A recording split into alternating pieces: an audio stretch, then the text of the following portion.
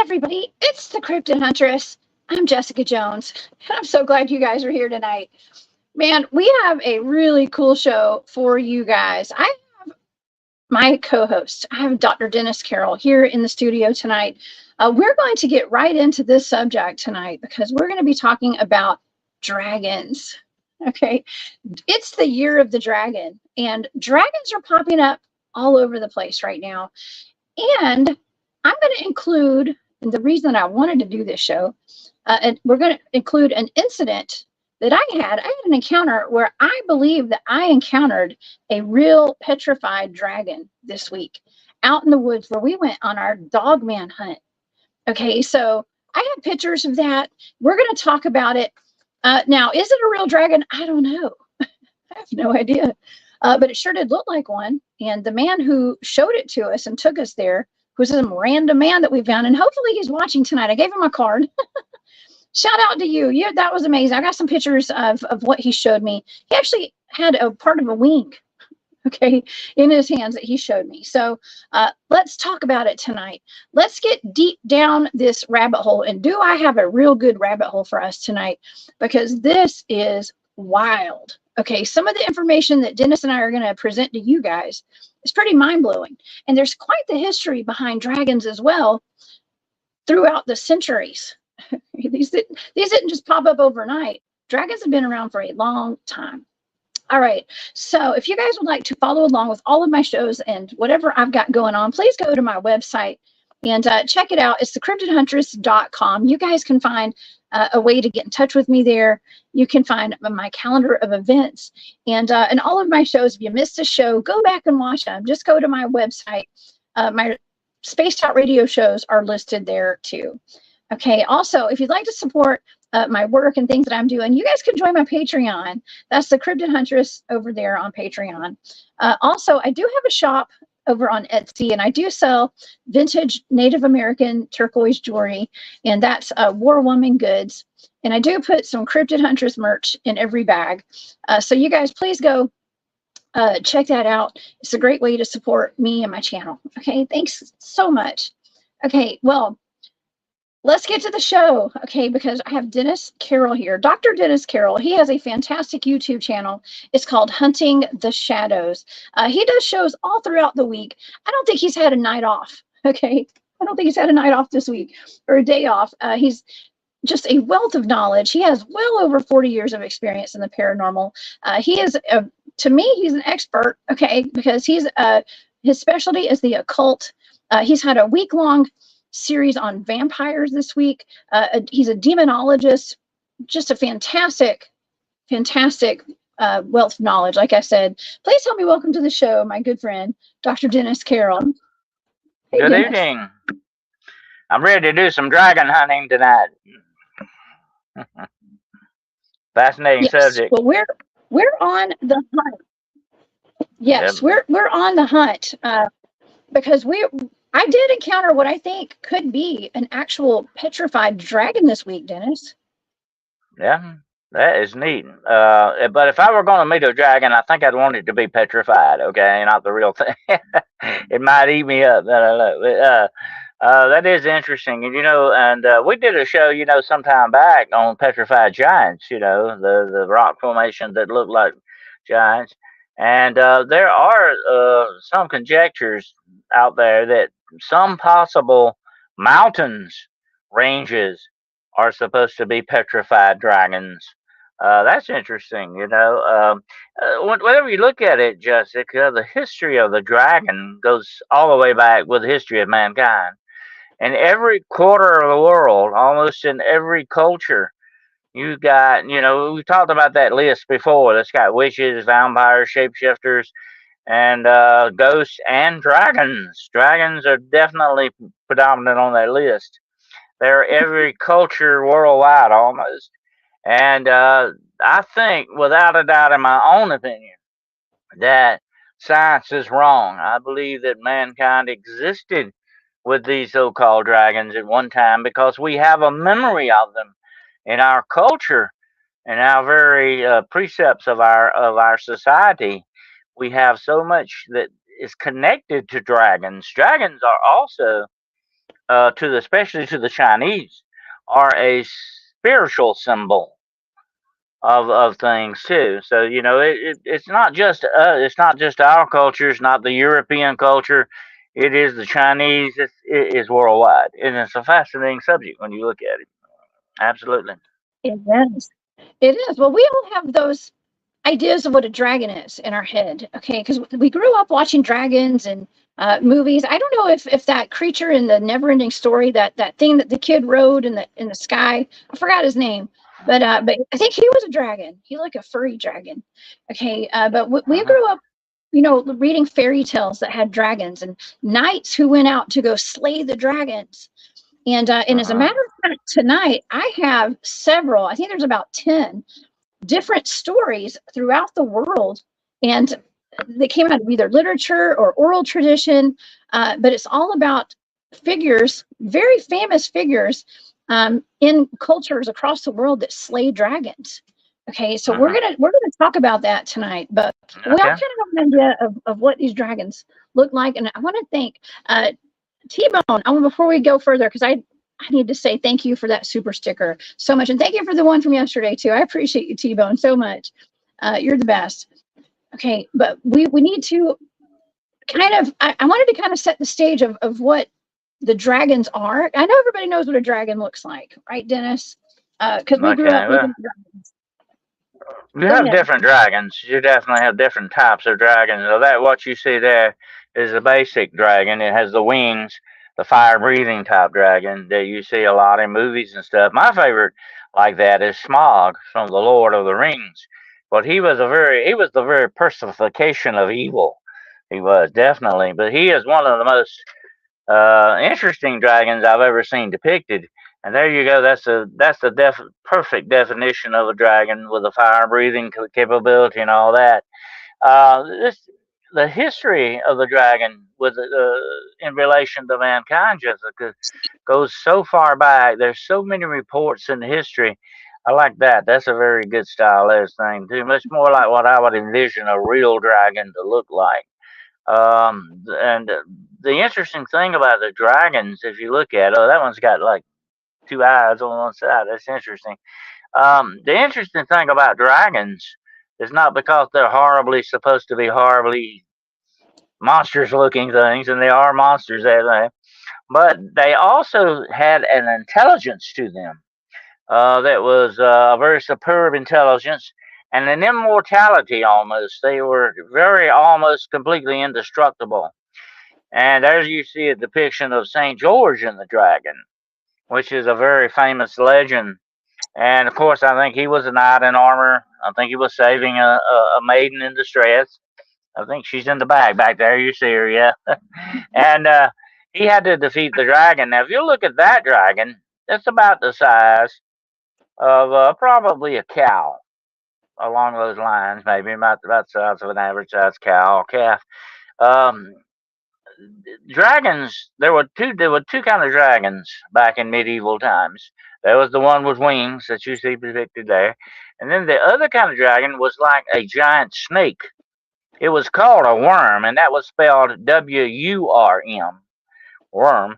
And it's not like a fishing worm that we're talking about here. This thing was like a giant snake or an anaconda. And you and I have talked about that before. There actually have been accounts of people being swallowed alive by giant snakes. Giant snakes are not a fantasy or a myth. They are real. They exist in the world today. There have been, I think, there was one snake that was found to be about like maybe actually 32 feet long. Think about that a minute. That would fit. That would fit the description of a worm dragon, definitely. That would be a formidable foe if you came up on something like that and you had to kill it. But when you look back in history at all the reports, Jessica, look at Alexander the Great. His men reported back to him that they were attacked by dragons coming out of the caves in India. And Marco Polo reported, yeah, there you go, that's the depiction of it.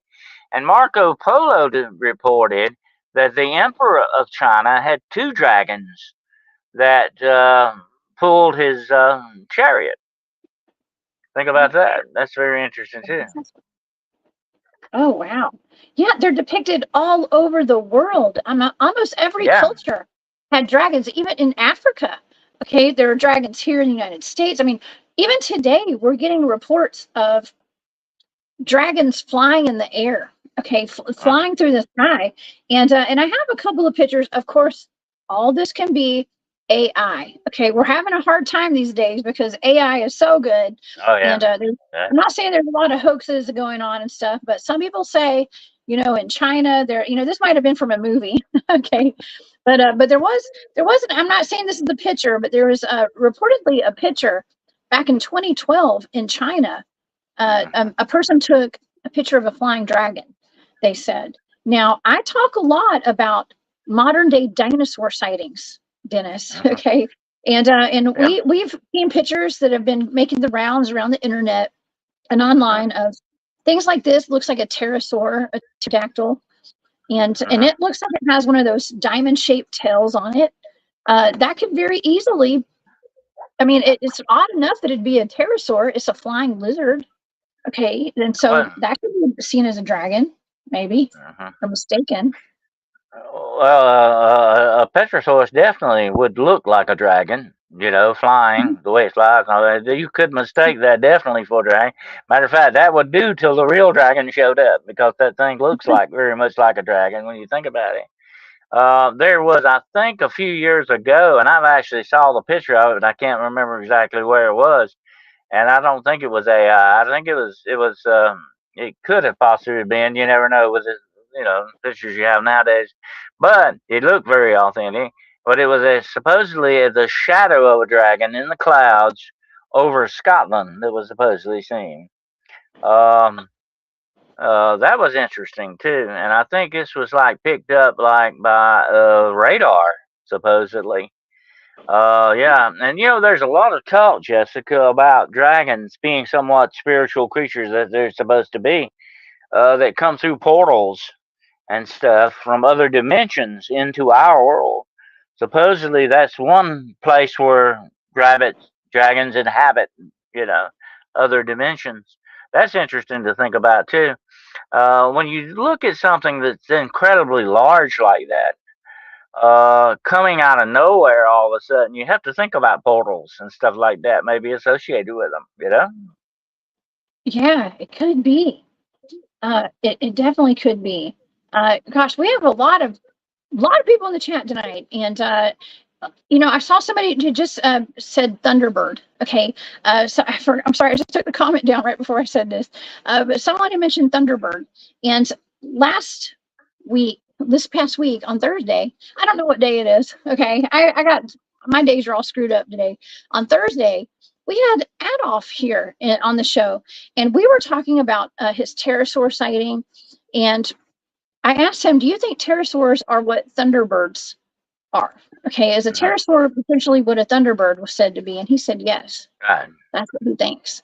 Okay, so I mean, I don't know. I mean, there could be a lot of confusion, or I don't know. I'm confused. I get confused over this stuff, Dennis. But thunderbirds, pterosaurs, dragons. I don't know. They could all look kind of similar potentially, I guess. There was something, Jessica, that attacked a town in Texas. I forget exactly what it was. Kind of terrorized the town that was flying like that. And people said it might have been a pterosaurus. It could have also been a dragon. I mean, something similar to that along the same lines. Let me say this. Until 1840, okay, I want you to think about this a moment. Until 1840, they coined the word dinosaur. It did not exist in our vocabulary until 1840. What did they call these things before then? They had a name for them. They called them dragons. Yeah. Yeah. They called them Mm-hmm. dragons. Everything was a Mm-hmm. dragon. And I couldn't find this picture today, but there was a point. I don't know if it was during the medieval times. There was a point where women used to have their portraits painted, and men too, and kids. Everybody did. They had their portraits painted. They didn't have Snapchat back then. Their Snapchat was sitting in a chair for hours or days getting their portraits painted. Okay, and but it was high society to have, they put a little lap dog in their picture. They had a little dog or something, a corgi or something.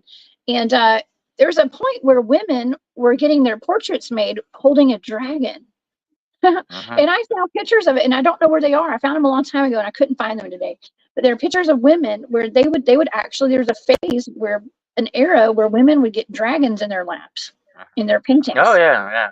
You have a lot of medieval portraits like that, and all of a sudden, somewhere in the portrait, you'll have a dragon depicted. It's very strange. It's almost like there's a symbolism thing going on there. That's interesting too. And in some of these medieval portraits, you will see a dragon's egg. By the way, you will see them holding a very stylized dragon's egg. Some people will say it's an ostrich egg, but a real true dragon egg is supposed to be solid black. Okay. And that's what you see depicted in some of these portraits. And here's the weird, interesting thing, Jessica. You talk a lot about the virginal maiden and the unicorn. I think there was another distinct connection with that. Yeah, there you go. You're a pretty bad lady if you can leash a dragon and ride him. Okay, absolutely. In my book, you're doing good. But instead of the unicorn, you've got a strange connection of women with dragons. Why the female thing is going on, I don't know. That's very strange. But you don't see men. If you see men depicted with dragons, they're usually killing the dragon. They're usually slaying the dragon, and the women are not. By the way, that's strange. You would think unicorns would be more predominant, but the dragon is. That's an interesting point. I never even thought about that. But you're right. The women are taming the dragons. The men are unleashing on the dragons. They're killing them, and the women are riding them and petting them. Okay, so that's really odd. Well, other than this guy's actually got one on a leash, and he says, "When I buy something I didn't need because I had a bad day." That's a funny meme. I found that. I thought that was cute. So. Yes, I mean, if I could, I told you earlier today, Dennis, if I could, I would have a pet. I would tame a dragon, or ride one, and have a pet dragon, and a Dogman security team. Okay, that's in my future, I hope. Okay, but nonetheless, this is it's kind of odd that they would have women taming dragons, and I wonder if there's some kind of connection to dragons are serpents. I would assume. Right? Is there some kind of weird connection with Adam and Eve and the serpent and dragons? Well, there's almost like a mystical connection going on here. I think that's what we're looking at. Like I said, it has become a symbol of spiritualism in a way. And I remember in the Game of Thrones, that TV series Game of Thrones, one of the ladies tames dragons. She's a dragon rider. There's a whole series of books about dragon riders too, by the way. There's that symbolism. It's almost as if, Jessica, if you can tame a dragon, you're sort of taming the wildness kind of part of ourselves in a way. You know what I'm saying? That's the sort of spiritual symbolism I think going on there with it. Now, that picture you had of the Pope with a dragon leashed, that is a symbolization of the church's power over evil. The evil, of course, the dragon is the devil's symbol, and that's why he's got a leash on it. But it looks almost as if it's his pet. That's the strange thing about it. Oh, yeah. Did you?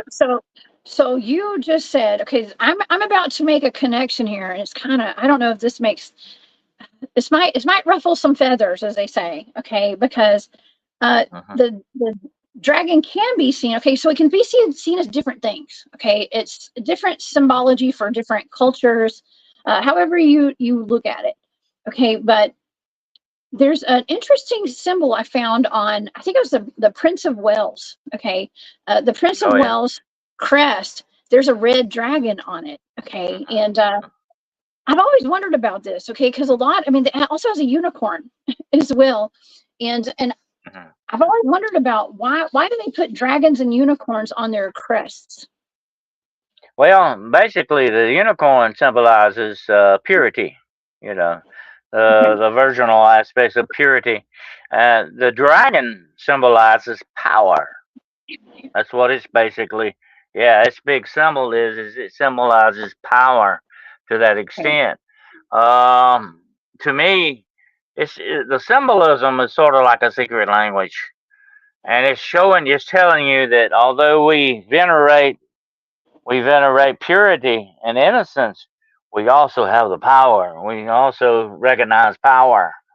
And that's what the Oh, dragon comes in. Yeah, the dragon comes into that. And here's an interesting thing. You mentioned the petrified dragon you were talking about earlier.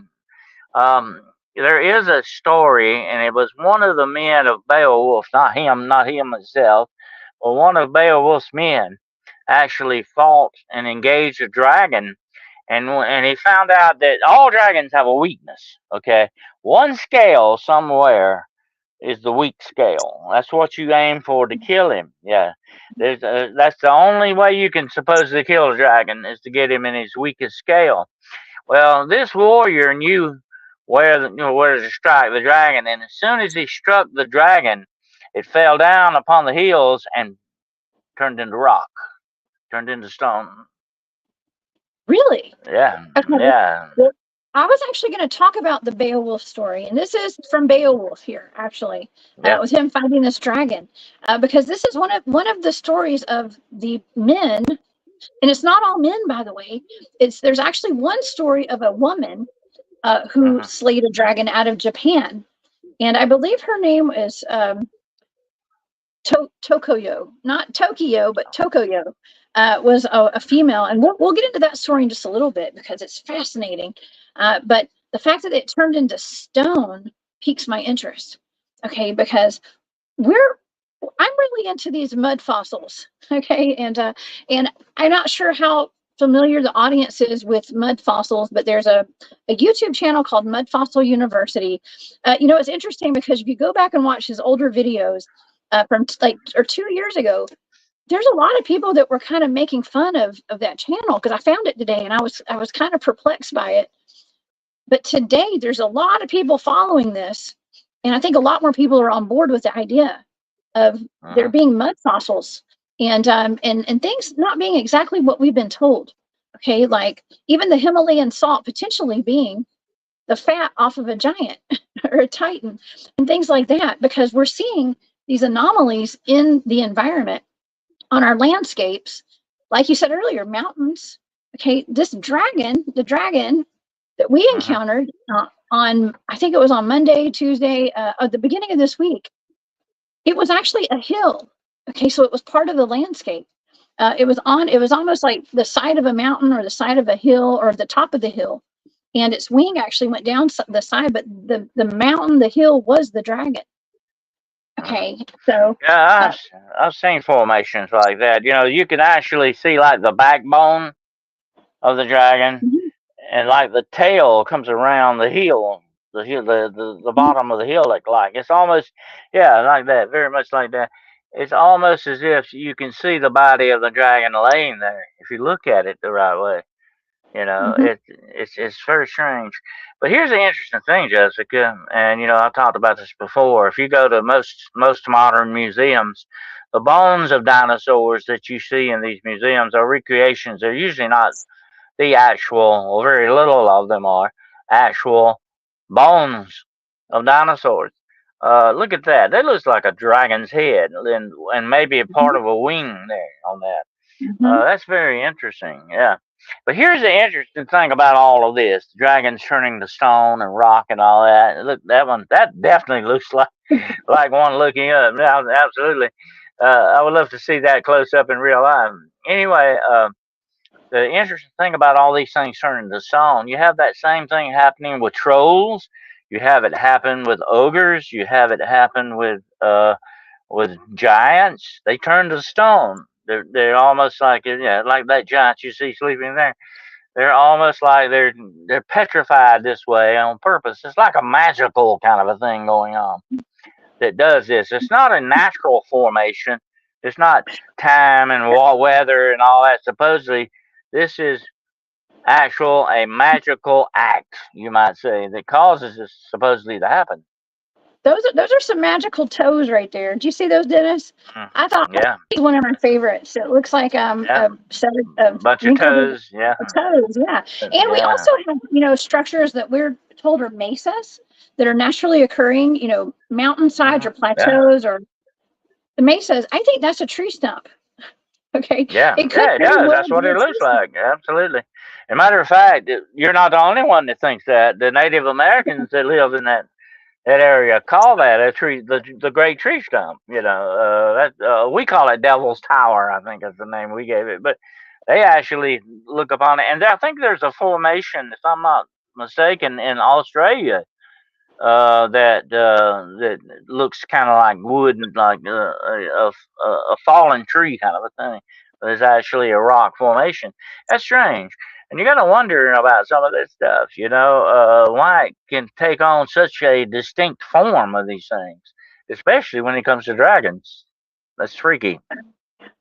Yeah, it's very freaky. And Cat Chaser, thank you for that super sticker. I appreciate you very much. Now I want to show the pictures of the dragon, Okay. okay, that we encountered. And I see Drewski. Drew's in the chat, y'all. Okay, so Drew's here. Thank you for being here, Drew.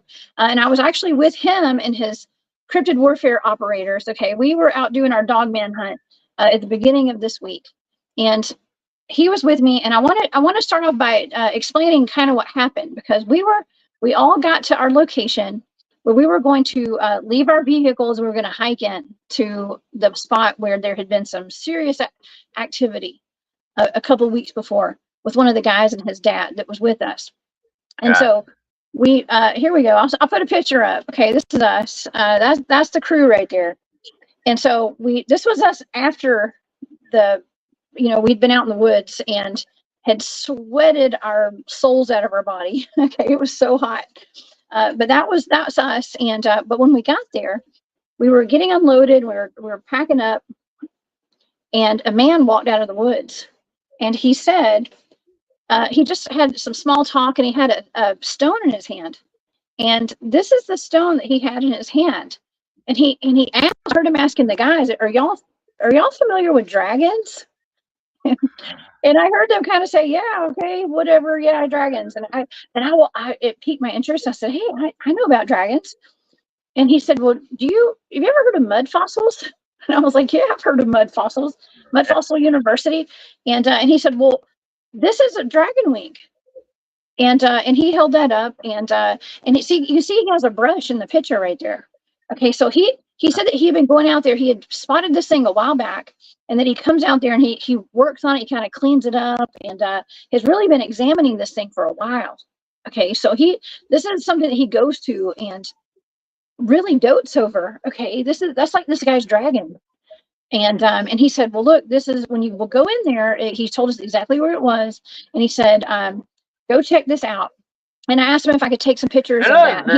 As you look at that, they look kind of like dragon scales, the way the scales would overlap, Oh, yeah. Well, and it was actually kind of thin. He said that he had taken a piece, he kind of pulled it off the top, okay, of the wing. Now, the dragon, he said, so when we got there, actually, when he first walked down the trail, it's his head, and then its body snakes, or it kind of snakes. It's curved, okay, and just like what you would imagine a dragon would look like. And the wing part actually goes over the trail, so it is exactly where a wing would be in accordance to where its head is. And so here, let me show some pictures. You can't really see it from my pictures, okay? But this is the side of it. If you look up on top of the hill, that's actually the dragon, is the top of that hill, or the reported dragon. Okay, it's hard to see. I believe that's the head right there to the far left side. And that rock sticking up on top, is that the head, or? Yes, that would have been the head in the front right there, like on the far left. That's the head. Okay, and as you walk down, this is from behind. Okay, if you look down to there's like the sun is shining on the far left. That's the wing that's hanging down off the side of the hill. The body's on the top of the hill. And we were so hot and ready to get out of there, I didn't get a lot of good pictures, but this is the actual wing hanging outside of the hill right there. Okay, that's where he got that specimen from. I would love to see that in the fall when all the foliage has died down. It would be interesting to look at it again when the greenery's gone. Nobody would. I would have never thought that would be a dragon. You don't think to look for things like this, and I think that's how. If this is a real dragon, let's just say, that's how these things have been hidden for so long, because we're not looking for it. Okay, we're not looking for this kind of stuff, Dennis. Yeah. I do now. Okay, there's the wing right there again, looking down on it. Oh, that's wild. But hey, whenever the leaves are not so luscious out there, that's actually the side of it looking up there, and you can see what look like kind of gills on it. So you know, I'm crazy, but I'm not that crazy. Okay, and I know I think Drew agreed that could be a dragon. We've had some conversations about it. But I mean, what if it's a real dragon? That's interesting. Very interesting. You know, it's and it's interesting that he saw that too. I mean, that he was, you know, and, he may have seen that area when it was in the fall or winter. You know, when it was down, you probably could see it even more. So that he had to have something that led him as a clue to that. That's interesting. I'd love. Well, it'd be interesting to see what he said about that. But that is, you know, you never know when you're investigating one thing like that, like you were there with the Dogman thing, and something else falls in your lap. You know, that's very interesting. Yeah, Drew's actually in the chat. Hey, Drew says we should take drone pics the next time of the dragon, and that's a great idea actually, to take a drone into the forest, because when you're looking down, I mean, when we were walking up on it, we could see the tail of it because it started off small. It's just like what you would imagine a dragon looks like, from the tail to the tip of the nose and the wing on the side. So I'm convinced it is. I'm going to say, if dragons are real, I'm going to say that could be a real dragon. Okay, and I think dragons are real, Dennis. I think they have Well, been real. what would be interesting is to examine closer that rock that he had, that part of it that he had, to see if there was any indication of a scale-like formation on it or whatever, or what kind of a mineral formation it was or whatever. It would be interesting to see very close up under, you know, interesting conditions, like maybe a big magnifying glass or something, to really check that out. It would be interesting to see what it looked like. Well, you know, I think it would be interesting for him to take some samples and send them off to the guy from Mud Fossil University.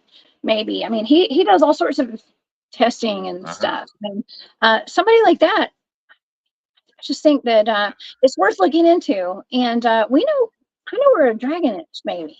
Okay.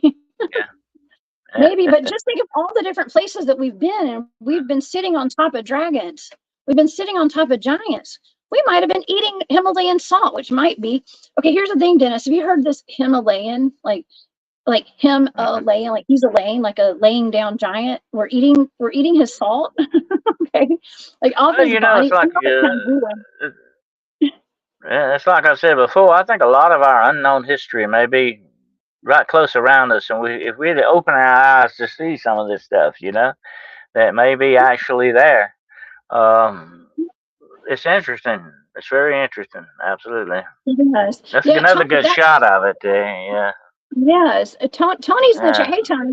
Tony says that it would be good to date this. Okay, to find out like how old this is. Okay, how old these rocks are. There's a way to do that. Okay, I don't know how to do it, but there's a way to do it. But if this gentleman's watching, I forgot his name. Okay, but if you're watching, if you come across this video, please get in touch with me and send me an email. I gave him my card, so hopefully he'll get in touch with me. Yeah, absolutely. But it's fascinating, Dennis. But you know, Jessica, when you talk about dragons and even the petrified type dragons, you're going back into the history of mankind. I think the racial memory we have of the dinosaurs, and I do not believe that all of a sudden somebody flipped the switch or something happened that wiped them all out. You know, we were told a lie when we were in school, all those many years ago in school. The world's been explored and we know everything. That's one of the biggest lies we were ever given, okay? This world has not been completely explored. There are vast areas of it that's still unknown. Who knows what's out there? I just don't believe that all the dinosaurs died off at one time. Matter of fact, you still have remnants of them with us today. Look at the crocodiles and the alligators and the Komodo dragon. It's called a dragon. It's not called a dragon for no reason, okay? I have actually seen a Komodo dragon wolf down a whole deer okay, an antelope type thing. I mean, they can do it. I would not want to face a Komodo dragon, no ma'am. And look at that thing. That right there, a little bit bigger. If it were like say maybe 3 more sizes bigger, and now who's to say it wasn't at one time or another? That would be the perfect thing for a dragon. Absolutely. And I hear their saliva is poisonous, I Yeah, believe. yeah, It's deadly. You don't want one of those yeah. things to bite you because it The breaks down all fire your is tissues. sort of like the fire breathing thing. Yeah. Yeah, yeah. No, that's pretty Did you terrifying. know? Okay. I find it interesting that even the breath of the dragon would kill you. It was poisonous. The breath was poisonous, not just the fire burning you up, but the breath was. And by the way, the blood was poisonous. You didn't want to get dragon blood on you because it supposedly was like an acid. It would kill you. Oh yeah. Oh, that's terrifying. Smooth Criminal The Triple OG. knights, Thank you so uh, much. the knights would the knights would talk about it actually burning holes in their armor.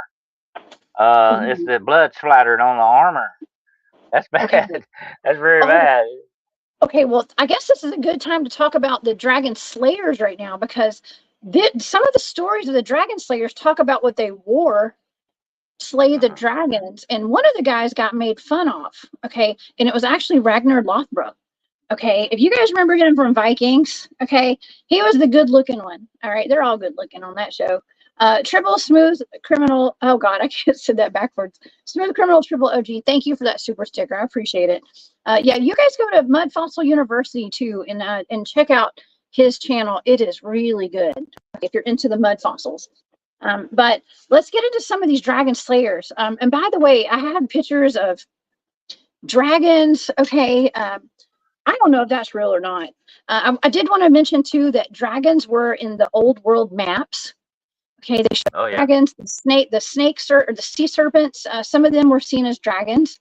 Okay, but not only did they have dragons on these old world maps, they had things like unicorns, They would. balloons. Oh Right? yeah. They would also write on the. They would also write on the maps when you got to the unknown area. Beyond here, there'd be dragons. That's what they put on Oh the old yeah, maps. Yeah. that's right. Okay. I was seeing that. I was wondering what that phrase meant. Okay, I knew what it meant, but I was wondering where it came from because I was seeing that a lot when I was doing the research today. But this picture right here is Alex. It says Alexander slays more dragons. Okay, Dennis. What I find interesting about these dragons is they have eyes all over their torsos, Oh just like yeah. that one dragon that I showed. It had two eyes on the side of its head like a flounder. Okay, but these have eyes all over their bodies. I wonder what the significance of that is. uh Well, that's sort of the interesting thing. See, those eyes are a symbolization of the spiritual aspects of the dragon. That their eyes, they see everything. They had sort of a spiritual thing going on there. They could see and they had sort of knowledge on things. You know, Jessica, the dragon is also a symbol of hidden knowledge or secret occult knowledge. It's always been a symbol of that as well. And I think that's where the eyes come in on that, definitely. The all seeing, all knowing eyes, like the third eye, supposedly, the people have. So it goes with the dragon. The dragon has many eyes. He's all knowing, kind of a thing. And that's the interesting thing. The reputation of the dragon is it's supposed to be very knowledgeable. There were stories where people would actually go and talk to dragons to learn information or get information from dragons. And if you want to get a little biblical, it may be the symbolization that according to certain biblical precepts, the fallen angels gave mankind information and technology and knowledge that was supposed to be hidden from us, but they gave us this knowledge. This is where the dragon symbolizes that all the all-seeing eyes and the knowledge, the occult hidden knowledge. I think all this ties in together in symbolism. Ooh, I do too. And it could be. Here's another thing. Maybe they were also telepathic. Okay, because you got we got the third eye, um, the all-seeing eye. I don't know. To me, that symbolizes telepathy and stuff too, and your third eye and psychic. But these eyes are all over their bodies. There's a bunch of them. It's not just one in their forehead. Okay, so interesting though, very interesting. Okay, well, let's get into some of these dragon slayers because you did mention, I believe it was Saint George, and this is another picture of Saint George. I believe I showed a picture earlier of him as well, slaying this dragon. And you did say, now, Dennis, you said that this could be interpreted as good versus evil, right? And it had to do with the church, I think. But could it have been literal as well? Because there's a story that seems pretty literal that goes with it too. Mhm. Well, that is basically the symbolism of good versus evil. That's what you're basically looking at. And that's why St. George is a saint. He was supposed to be a very godly, good man, a very good hearted man. And the symbolism of the dragon, of course, being evil, and that's good against evil kind of a thing. And the woman, by the way, symbolizes the church. So Saint George is kind of saving the church from evil. That's what you read out of this symbolism going on here. And as a matter of fact, Saint George is the patron saint of England, of the United Kingdom. But he was actually, I think, Turkish or something like that, or it was a Turkish knight. Yeah. Uh-huh. Okay. But Well, yeah, and here's another tie-in to dragons. What is the name of Dracula? Dracula, the very famous Dracula, it means son of Dracul, son of the dragon. that's right. So Son of the yeah, dragon. and there was an order of knights that were called the sons of the dragon, the sons of the dragon. And so the dragon symbolizes there again not evil but power. And that's Wow. another big symbolism for that.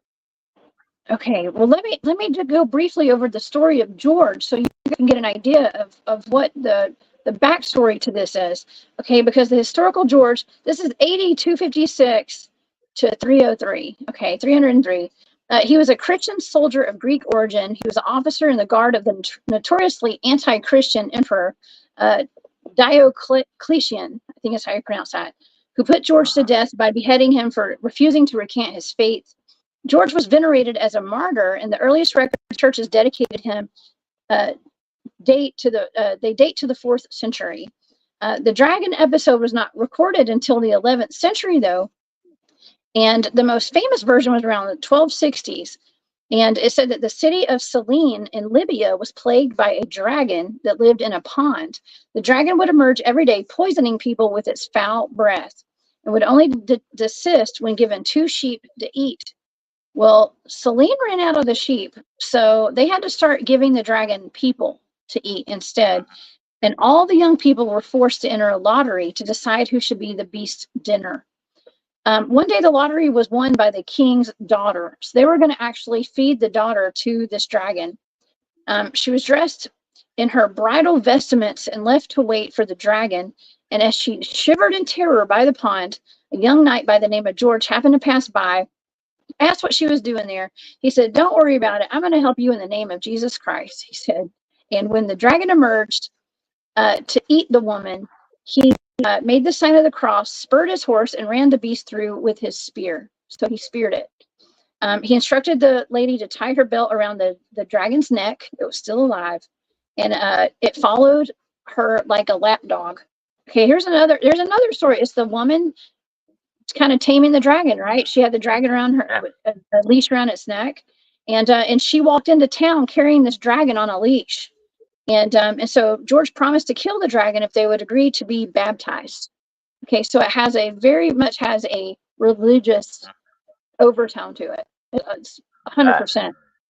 And so 15,000 people accepted the Christian faith, and he decapitated the dragon. Okay, and it was taken off to a safe distance, so it would not That's harm why. anyone. That's why he became a saint. That's why he was called a saint, not just a regular knight. But the interesting thing I find that goes with that, Jessica, he symbolizes Christendom, whereas the dragon symbolizes the Muslim, the Ottoman influence.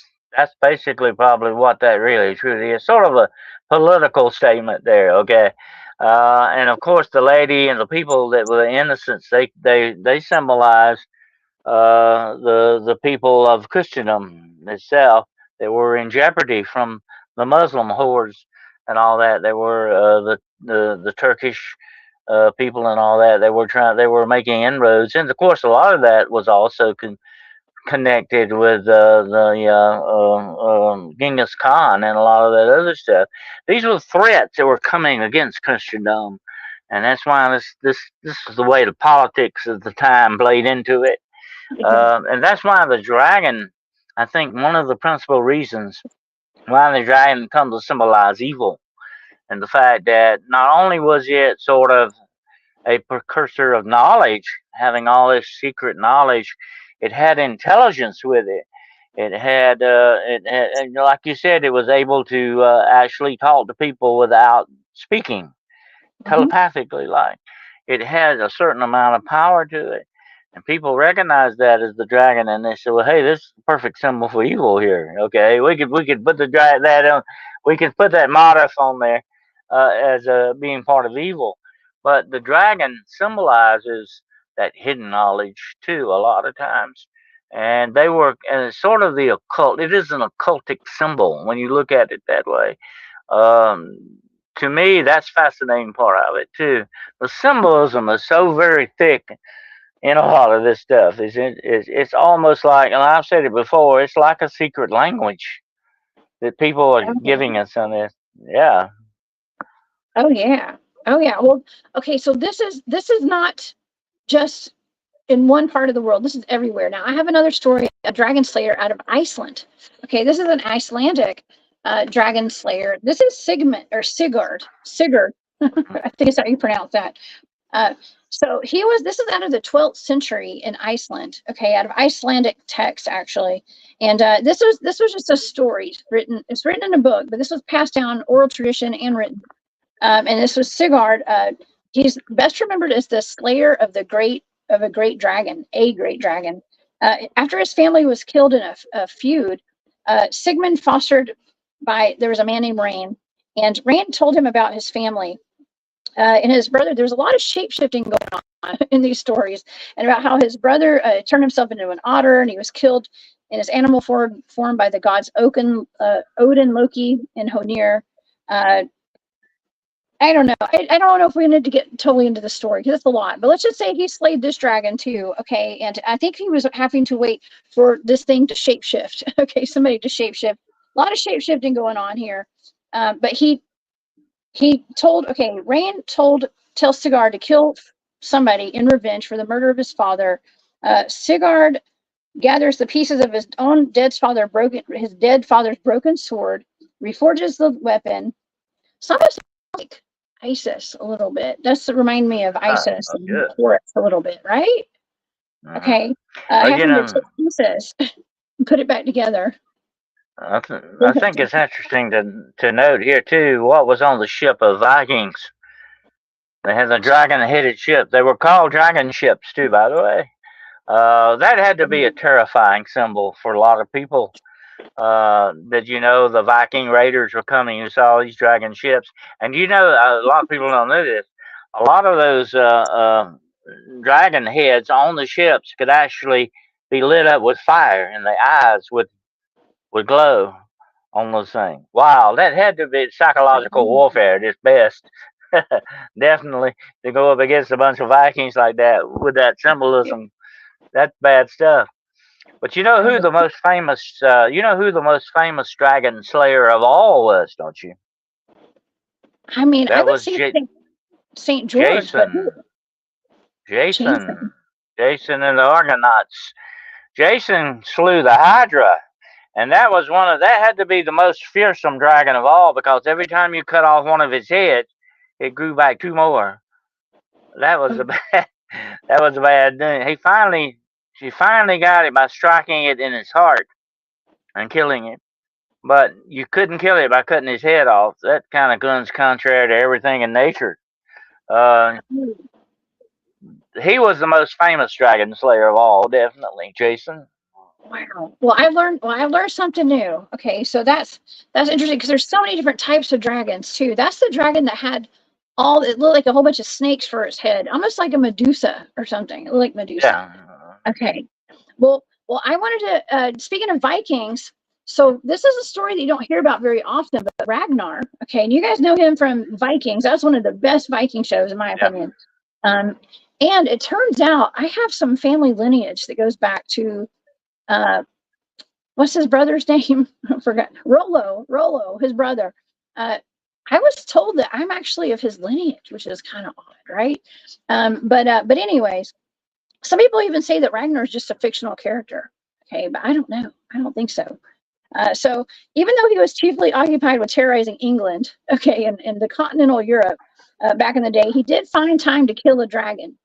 And so the Earl of Gotland, okay, that was Herod. He commanded his daughter Thora to raise a pair of serpents that he found while he was hunting, and I think those were supposed to be dragons.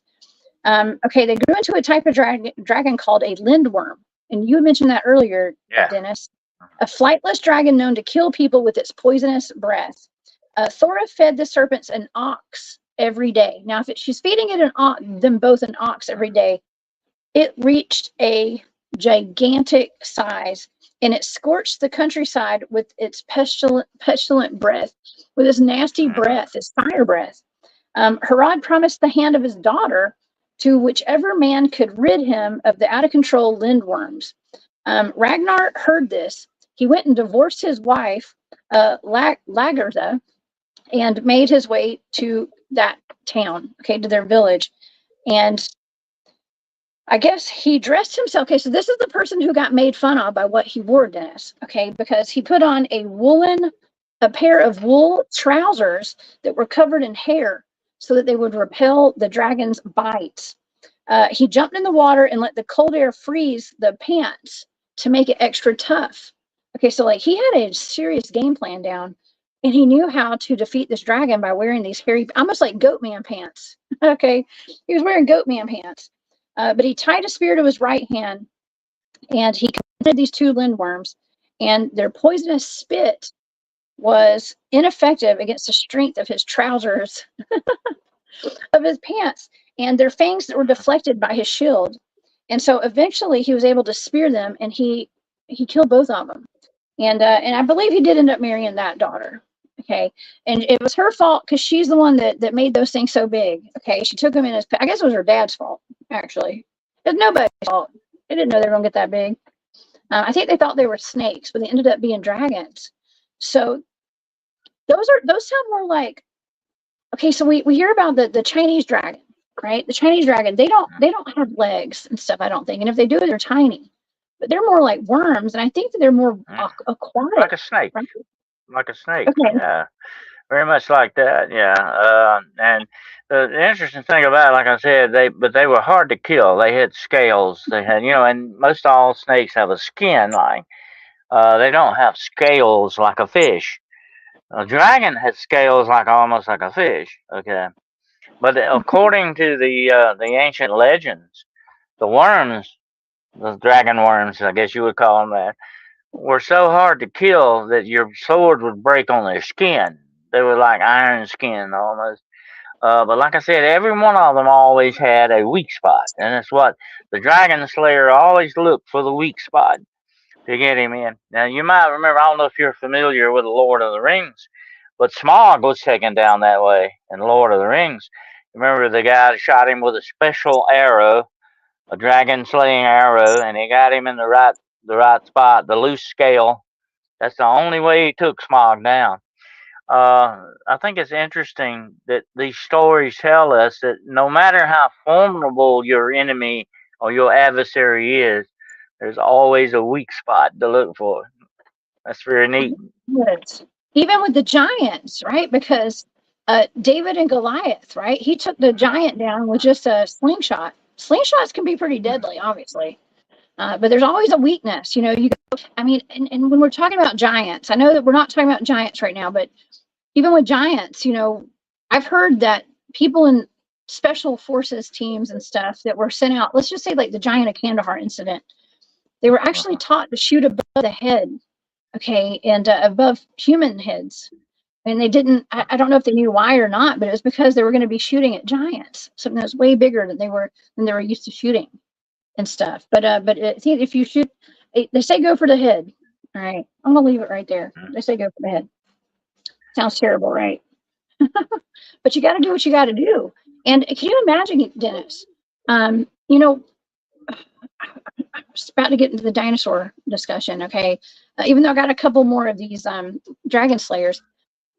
But can you imagine living with dragons? I mean, if they were alive and we did have to contend with actual dragons, if we had to deal with Well, even a T-Rex, I mean, that's they have devastating to humans. they have found, Jessica, they have found dinosaur footprints with human footprints. They have found, I saw one the other day, and I think it's in Australia where this was found, and it was in like a mud lake. And actually, here's the interesting part about it: there's a human footprint. You could even still see the whorls in the print itself. You see the human footprint, and a dinosaur print is on top of it. So that is irrefutable proof that human beings were alive when dinosaurs walked the earth. Without a doubt. And like I say, I just do not believe that all dinosaurs everywhere died suddenly on one day or maybe in a year. I think as big as the world was, and I think without a doubt there may be still dinosaurs out there. You hear a lot about these in the Congo, these being sighted. I think it's Momimbo is his name. You hear about that in the Congo and the far out places, and and the way this thing is described is like a brontosaurus, which were vegetarians, by the way. They didn't eat, but this thing has been described as eating people. So whatever it is, it sounds very much like a dragon. I mean, if you go around eating people, that's what dragons do. You can't fault the dragon because the dragon's going to be a dragon no matter what. That's the way they operate. But that's interesting that there may be the remnants of these things. And I've seen pictures of some of these raptors that have run across. I think there's one in Georgia that somebody took a picture of running across. You remember that? Run across the road. I do not think without a doubt that all the dinosaurs are dead. I think some are still with us. The dragon definitely is. Well, we're getting reports of many T-Rexes out of Texas. Okay, pterosaur sightings, miniature T-Rexes. We have a velociraptor sighting in the Appalachian Mountains in Georgia. There are, and there's one in Canada as well. Let me see the name of it. I think I have it right here. Canada's Partridge Creek Beast.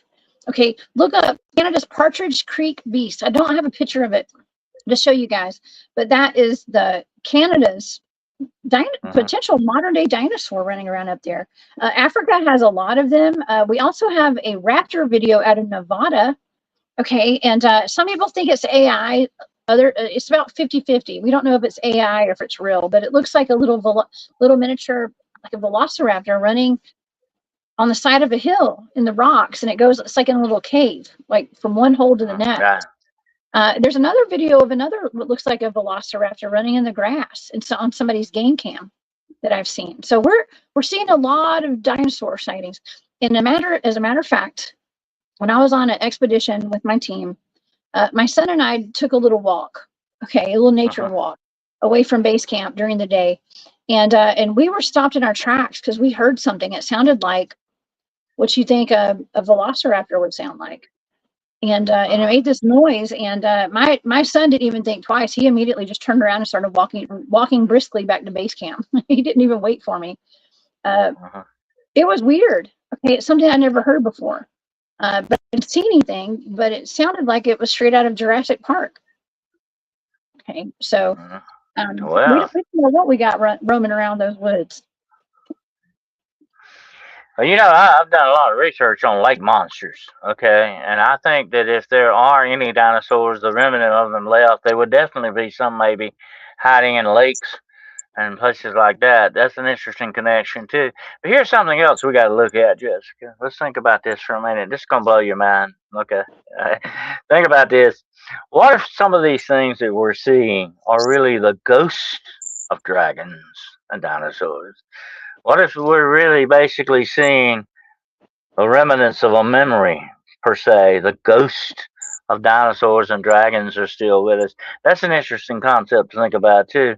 If these creatures were very spiritual, who's to say they would not have the remnants of that spirit remaining behind? And it would explain a lot of people seeing griffins and chimeras and stuff like that. The stuff that's going on, that would explain a lot of things that they're actually seeing the ancient past sort of thing, sort of like playing again. They're seeing the ghosts, the spirits of these things. That's interesting to think about. I don't think we can rule anything out at this point. I think that anything is possible. Anything. Because I've seen the weirdest stuff, and the more we dive down these rabbit holes and the more experiences that we have and the reports that we take, anything's possible at this point. Totally. And here's another thing. You got to think about when with the portals we mentioned earlier in the show. Would not only, you got to remember this, they're not only moving you through space, these portals are also moving you through time. And what if some of these things are coming from another time into our time? And timelines are crossing, and we see them for a while, maybe they go back or whatever the situation is. What if we're actually spotting things moving through time? That's interesting to think about too. Kind of coming in and out of our reality, super interesting stuff. And Foxy Joe, thank you for that super sticker. I appreciate that. Thank you. Yeah, it's anything is possible. And I mean, I'm getting too many reports and there's too many dinosaurs online right now and people seeing them. There was that they called it a velociraptor in Georgia, in the North Georgia mountains. A grandfather and his grandson got up early to go hunting one morning, and they said as they were walking out, it was some private property actually, and they were walking out to their hunting land that the grandfather owns, and what looked like a velociraptor, a big one, poked his head out of the bushes and jumped out, and they stayed in the shadows, and they said that they didn't they were not detected by it, but I think it was smelling for them. It put its nose in the air like it was sniffing, and so it scared them to death, and they ran back to their truck and left. So that's wild. I won't tell you this. I've spent a lot of time in the woods. I've always been boots on the ground researcher and stuff like that. And I have noticed that even certain animals, even snakes, have a smell to them that you can sometimes pick up on that smell. We ignore smells a lot for some reason. I don't know why we do that, but you can pick up on a lot of smell, scents out there that belong to certain animals. I've read not long ago a sighting supposedly of a dinosaur type being in the Clayton Mountains of Georgia. That was supposedly seen going up a cliff, climbing up a cliff.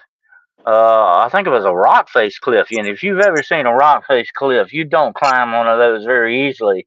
That's a sheer kind of a drop off. And this thing was actually described as sort of like a giant iguana looking thing going up the side of this mountain. Wow. Yeah. It wouldn't surprise me. I actually did some research up in that area, and I was just up there at the World UFO Conference last weekend. Okay, so that's definitely an area of high strangeness. That area with not too far from Yona Mountain, a bunch of different mountains out there, and there are rock faces and stuff out there. So I don't doubt. I've been in the Clayton Mountains, and if you were going to run into dinosaurs, that's a perfect place, definitely, to run into them. Absolutely. Yeah. Yes, and that's actually that forest there is a tropical rainforest. You can imagine all the wildlife is up there. Yeah. Wow. It's rich in wildlife. I can see it being an ideal place, kind of a dinosaur-looking place, definitely. Yes, for sure. Yeah, for sure. Well, I wanted to, let me just run through these real quick. Some of these other dinosaur slayers. I won't go through their stories and stuff, but we've got a few more. So we did Ragnar, and then we had Thor actually, of all people. He actually encountered the same dragon 3 times before he killed it. Okay, so he actually ended up killing one. We won't get into that story. It's kind of long. We mentioned Beowulf earlier. Okay, the dragon slayer. You mentioned that one. Okay, so we've already covered that. We have the dragon of Wantley, England. Okay, so we have this one as well. Look at that suit that he's wearing, though. Have you noticed all the spikes coming off of it, Dennis? Mhm. That's what's always interested me about the dragon is his intelligence. You're not just coming up against a dumb brute beast. He's smart guy, and you not only have to fight him, but you got to outsmart him as well. You do. Well, and here's the worm. Okay, this is one of the worms. Oh yeah. The Lambton worm. It was Hmm. super large. Let's see. Okay, so worm an archaic name for a legless dragon. That's what a worm is. I never knew that. Yeah. It says a legless dragon, which derives from the Old English worm, WYRM, a serpent or a dragon. This tale takes place in Lambton County, Durham, UK, United Kingdom, and centers on the now dismantled manor house of the Lambton family. John Lambton was fishing in the River Wear on a Sunday and hooked a small worm or newt, which he carelessly threw into a well. Okay, so he threw this thing into a well, and I guess it just grew into that big old gigantic thing right there. Much like Thora's lindworms, the Lambton worm soon grew into a terrible size. Now too big for the well, the worm moved to the river, where it spent its day coiled around a crag or nearby hill, which it wrapped itself 9 times, leaving deep grooves in the hillside. It became a terror to the country, and amongst other enormities, levied a contribution of 9 cows' milk, in default of which it devoured man and beast. So it was eating everything, including men and animals. Okay, so John Landon learned of it, and I guess he put on some unusual armor. It said he put on unusual armor, and when the worm arrived wherever he was, he went out looking for it. It encircled him. He allowed it to encircle him, and as it did, something happened. I guess the worm ended up cutting itself because he put razor blades all over his suit of armor. So he was, as it wrapped around him like a snake. It sounds like a snake. So it cut itself. Death by 1,000 cuts or 1,000,000 cuts, I guess. Well, That's how this the one knights, the knights of old, the armor was very important. That's what kept you from dying. That was one of your main weapons, actually. But like the dragon, every suit of armor has a weak spot too, and it's usually around the neck area. That's where they can get you. But there are stories of the heroes of old, Jessica, who had suits of armor made out of the scales of dragons. They were supposed to be impenetrable. That would be a great suit of armor to have. Absolutely. It would. There's more. This one right here is actually out of, it's East Slavic legend here. Okay, so this is the Dobrynia Nikitich. Okay, and it's your typical slaying story. Okay, we won't get into this one. I did want to. I'll skip over this one. We're going to go to the hold on. I'm trying to take this down. The Tokoyo one. Okay, so this is the female. So legendary. This is the legendary Japanese female dragon slayer. Okay, Tokoyo lived in the Shima province in the early 14th century. Her father was a famous samurai who taught his daughter jujitsu and fencing, and she was also adept in swimming and fishing. Okay, so something happened where she and her father got separated. Okay, and so she went on a journey. She couldn't find her father. Okay, this is the story in a nutshell. She couldn't find her father, so she rented a boat and decided to swim out or go out in a boat to some island. And she couldn't find her father. Okay, her father was her whole life. She had kind of given up and said, my father's probably dead. I'm never going to find him. I'm never going to see him again. And as she's in this boat, she hears a woman sobbing. And so it was a young girl, actually. And so she rides her boat up to this little girl, and the girl is being sacrificed to a dragon by a priest. Okay, and like many dragons, this one blackmailed locals into feeding it by threatening violence against them. Its price was a single virgin girl every year. This poor little girl happened to be the sacrifice. And so convinced that Tokoyo would never find her father, she valiantly took the girl's place. She took her place and said, I'll be the sacrifice. You live. I have no reason to live anymore. And quickly praying to Buddha for help and clamping a dagger between her teeth, Tokyo dived into the sea and found the dragon's cave. She said that, okay, so apparently the emperor was like at the begin, like a statue of the emperor was there at the cave, and it's, I don't know what all this is about. I didn't get it too deep in the story before I did my research. But the dragon came at her, okay, and it attacked her and she attacked back. And she stabbed it and it swam back into its cave. And she ended up killing it, okay, after a big fight. You know, she was trained in jujitsu, okay, so she jujitsu'd that dragon into submission, okay, and stabbed it and killed it. And so, yeah, okay, no, I'm trying to see what else happened here. Yeah, so she became she became a samurai on the emperor's court, okay, because it was such a huge deal. That dragon had been eating their children for every year a lot, okay, and so she took care of it. And you know, and sometimes it just takes somebody being fearless like that and not being scared to die, okay, and she was not scared to die. There were several female samurai back in Chinese history. Very interesting. It wasn't just the male-oriented thing. But you know what? When you telling that story, it sounds very much like the Greek myth about the Kraken, you know, release the Kraken and all that. He was going to eat a maiden too. That's very interesting too. You got a lot of correlation of these things, but you think about these dragon people too. Let's talk about them for a minute. The dragon people, like the Medusa, she was half serpent, half woman. Okay, and she had the snake hair, but her blood was like that of a dragon. It was acidic. She was very poisonous. Her bite was poisonous, like that of a poisonous snake. Medusa was a bad gal. She was almost what you would say the original dragon lady. Okay, absolutely. She was something else. And you had other mythical beasts like that, and not only Greek mythology, but you had them in Roman mythology. You had them in Norse mythology. You have a lot of people. So that's an interesting blend of dragons and people in that way. You know, serpents.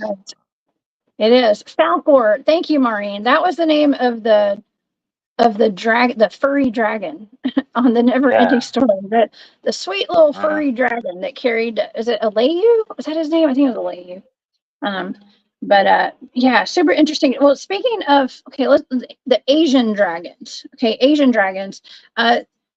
Paleontologists discovered a 240 million year old dragon fossil recently in China. Dennis, did you hear about that? I saw that. Yeah, I saw that. And it looks like your very traditional dragon, the skull especially, and the body as well, for that matter. Perfect looking dragon thing. Absolutely, yeah. Look at the wings. I don't know if this is actually the one or not. It may be. I had two pictures to pull up, and I don't know if I put the right one in here. This may be I'm not sure. It says, yeah, and what is so odd is they found it. They discovered it at the Year of the Dragon, Dennis. Is that a coincidence, or do you think that it's? Or do you think there's an agenda? What do you think? And also, I saw not long ago now whether it's real or not. You know, like I said, we can't tell anymore with AI and all this other stuff. But they actually supposedly found a dragon egg and chiseled this thing out of a rock and released the fossil. It was a solid black egg, about maybe 3 times the size of a ostrich egg. An ostrich egg is usually pretty good, about what, maybe 10 times bigger than a hen egg. This thing was bad. If it was real, it was very interesting fossil, without doubt. Oh yeah. Well, you know, with the what is that show? Game of Thrones. Game of Thrones, and Khaleesi, the mother of dragons, I think was her name. And that was my favorite part of the whole show, was her and her dragons. Okay. Yeah, that was the best. And the dragons were savage, man. They would go and just rip through the countryside and eat the animals and burn the towns down and all this.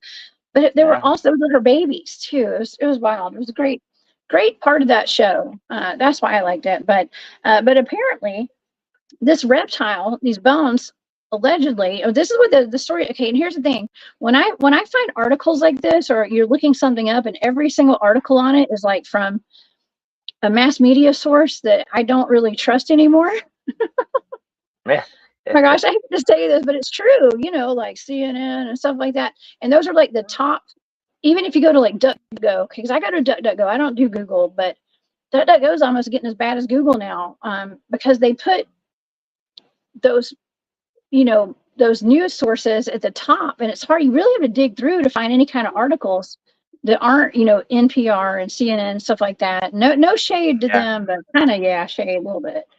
All right, but anyways, so it makes me wonder. I get a little suspicious when those are the only news articles you can find on stuff, right off the bat. But it said that this is a 240 million year old set of bones. Okay, set of bones, and it's long and snake-like, like the mythical Chinese dragon, and it had a long neck on it. It had like 32 separate vertebrae on it, super long neck, and here's the thing. Okay, this is where we might take a deep dive down a rabbit hole, and you might want to pull me out of it quick, Dennis. I don't know, because I've been hearing chatter from people questioning whether dinosaurs ever existed. Well, there's been a lot of conjecture of that over the years, that it's all a made-up thing, or what people are actually seeing. Here's the interesting thing about it, okay, Jessica. They say that dinosaurs may not have been real, but that dragons were, and dinosaurs were invented to cover up the dragons because they didn't want people to know the dragons were real. And that the fact is that they may even still exist in our world. But that's part of the theory of that they invented the dinosaurs to explain the dragons. Okay, that's wild. Well, that would make sense. There's people out there. I went down the rabbit hole. Okay, I went down the rabbit hole today, looking into some of these claims, and you go to a museum and you go to look at the dinosaur bones. Now, I've always heard that either the dinosaur bones were real and they're covered in lead paint because there is some kind of radiation coming off of them, or you hear that all the dinosaur bones are casted like molds and they're not real bones. Okay, so which one is it? Are these real bones that have radiation? 99% of the bones are not real. Like they're reproductions. Okay. Of what you see in a lot of the museums. You see them put together and they're hanging up or whatever the situation. Most of those are not real bones. But what they do a lot of times, paleontologists, they try to reassemble what they think the dinosaur looks like. We don't really know. If you really go back in time and look, we don't really truly know what some of these things really look like. Okay, because bones, you don't have flesh on the bones. You don't have a creature to look at in that respect. You can only look at the things that exist in the world today, very much like the Komodo dragon we talked about earlier and all this. But let me say this right here, okay? If they will cover up giants, if they will do that, they will definitely cover up dragons, okay? That doesn't surprise me a bit. It doesn't, if it doesn't fit their little story that they want to put forward, they're going to cover it up. They're going to fix it where it doesn't supposedly exist.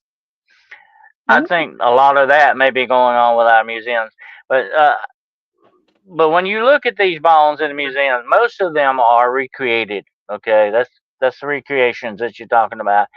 And that shocked me when I first found that out. For many years, I thought, oh, they're the real bones, they're the real thing. And I come to find out a lot of this is just supposition on their parts. They don't really know what some of these things really, truly look like. But I can tell you this, Jessica. 200 years ago, when they dug up fossils, they had an idea what they were dealing with. You know what they called them? Dragons. Yeah. Well, Brown has a good point. Barney was purple. Okay. I mean, can you imagine all these if there were, I believe dinosaurs are real. Okay. Dragons are real. Something's real. I think that I've encountered, I know where a dragon is right now. Okay. What if it was pink and purple with feathers and polka dots? Okay. Yeah. They glitter and Yeah. it sneezes glitter. I mean, who knows? We just don't know. Okay. We just don't. Yeah. Don't forget about Puff the Dragon. Remember him?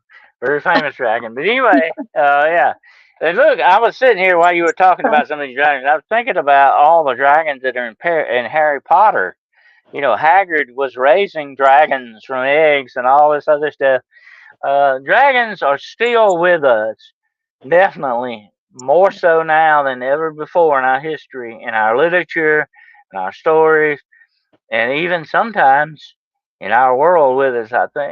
I think dragons, to a certain extent, and being spiritual creatures that they are or were, are still existing on some other kind of a plane, but I think they're still there, and we may from time to time get a glimpse at them once again. Yeah.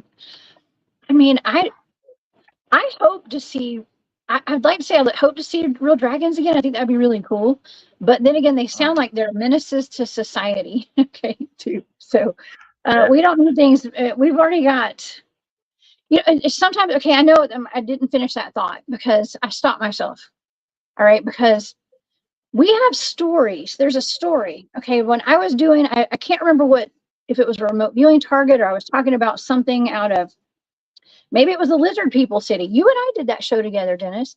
We talked about the Lizard People City under Los Angeles.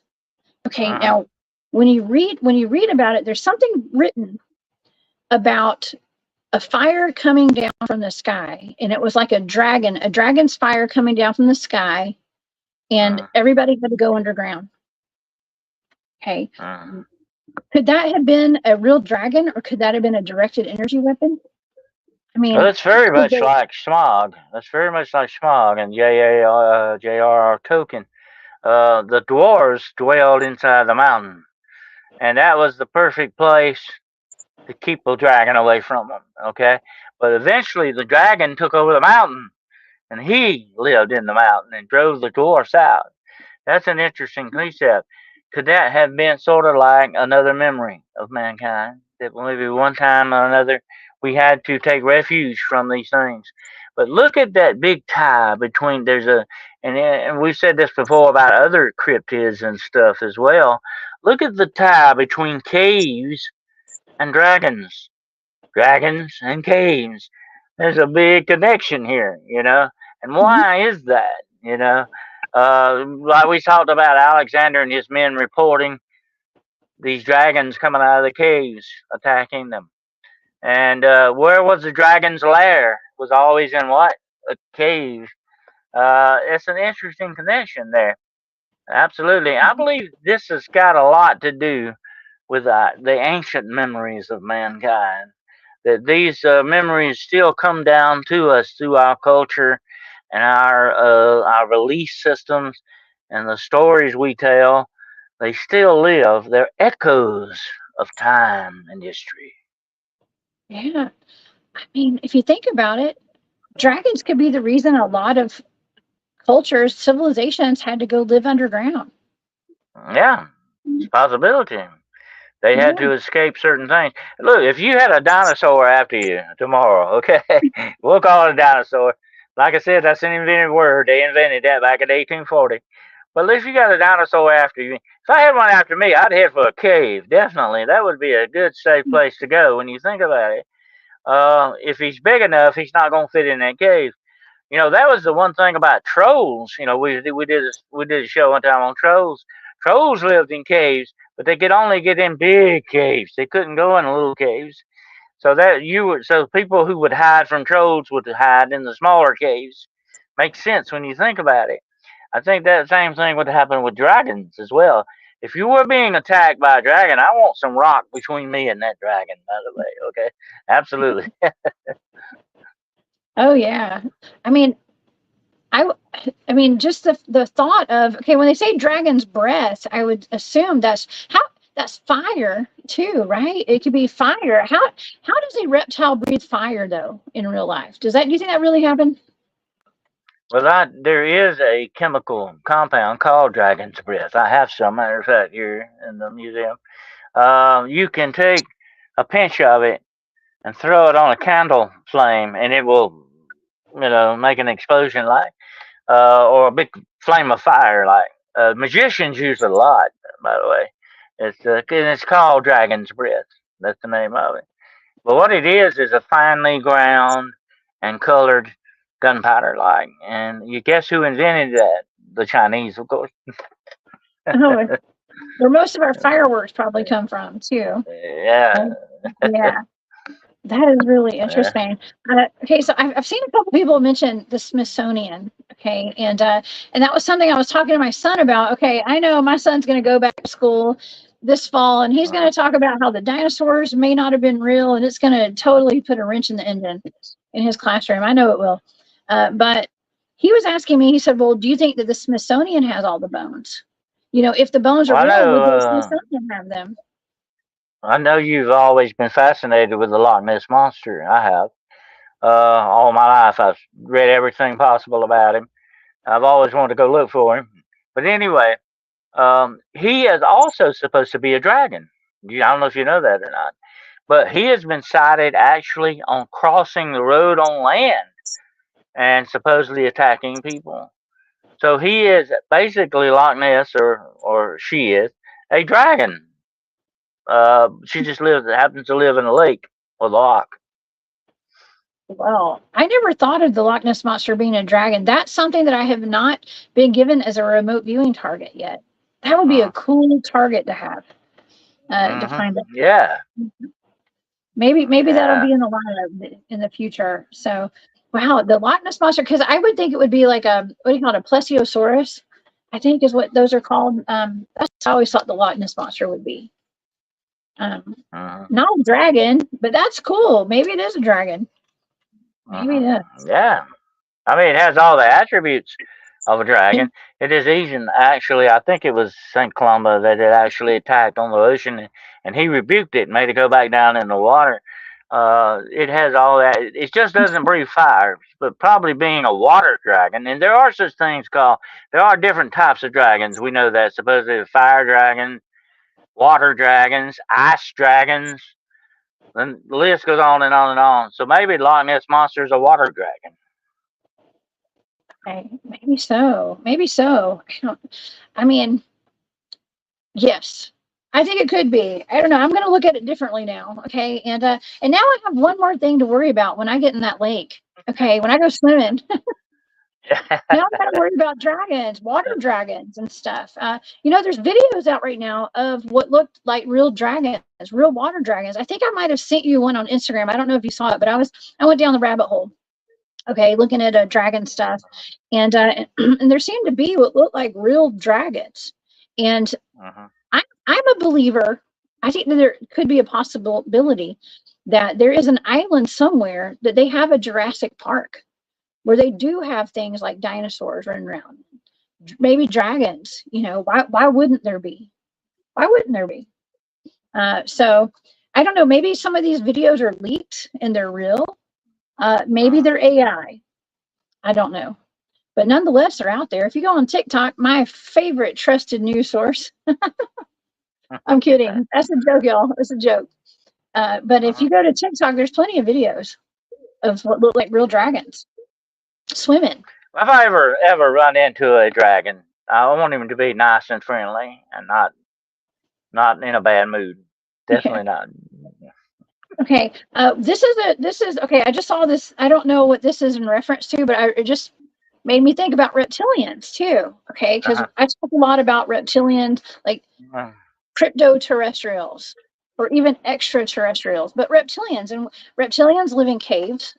Okay, they've been spotted in caves. The Grand Canyon is one. Caves out of the Grand Canyon. In Vietnam, I think it's Vietnam. There's a cave. Okay. Well, there's been a lot of conjecture, Jessica, that perhaps the dinosaurs evolved into the reptilians, supposedly with a bigger brain and smarter and all that. That's sort of the evolution of the dinosaur ended up as a reptilian, or they're a finer tuned kind of a dinosaur. They're the echelon, the highest grade of the dinosaur.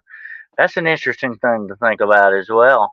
Mhm. It's like I said, earlier about the dragon people, like Medusa and some other supposed creatures like that. That were half serpent, half dragon, or half human. You have those hybrids. You have to wonder if maybe there is some kind of evolutionary thing going on, and that would be the result of the dinosaurs would be the reptilians. That's interesting to think about. It is. Well, I am totally all AI. You're looking at Max Headroom over here. I'm just kidding. No, we're not AI. But okay, so Jess, aren't Dragos a part of the Galactic Federation? I'm pretty sure they are. Or Dragos. I guess so. I don't know. Maybe they could be. Somebody in the Well, chat will probably know. that would be sort of saying that dinosaurs on another planet somewhere evolved differently than the ones that we had, and they might have been that form of Yes. reptilians. Yeah, they're smart, intelligent. You got to be very intelligent to make intergalactic travel possible. So definitely, that could be a Okay. higher evolving thing going on with dinosaurs. Yeah. Yes. Okay. And this, I kind of went backwards in the chat a little bit because I kept seeing the word Leviathan. Okay, or Leviathan, right? Uh, what is Leviathan, and what? Because I kept seeing that when I was doing my research today too, Well, Dennis. there's a lot of conjecture on that. It's a biblical thing. It's talked about in the Bible, the Leviathan. It's sort of like the monster of all monsters.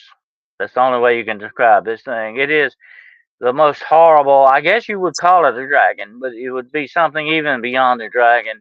In other words, dragons would be afraid of this thing, the Leviathan.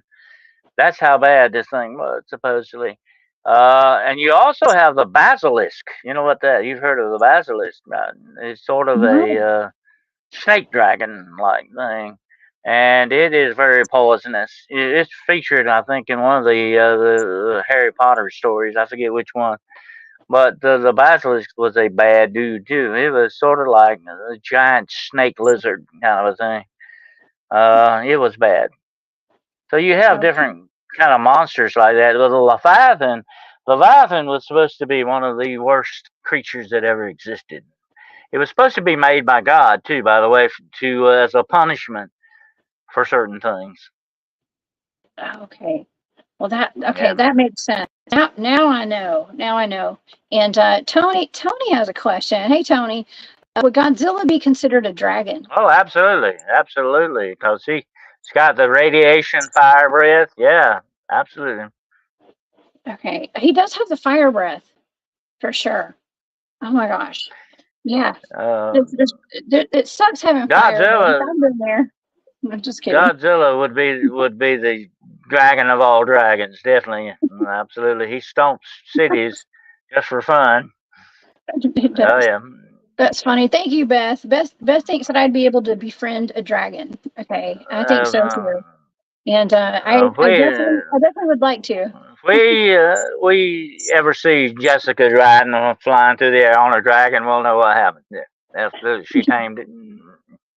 I'm gonna go, and I'm never coming back. I'm just gonna get on my dragon and fly off.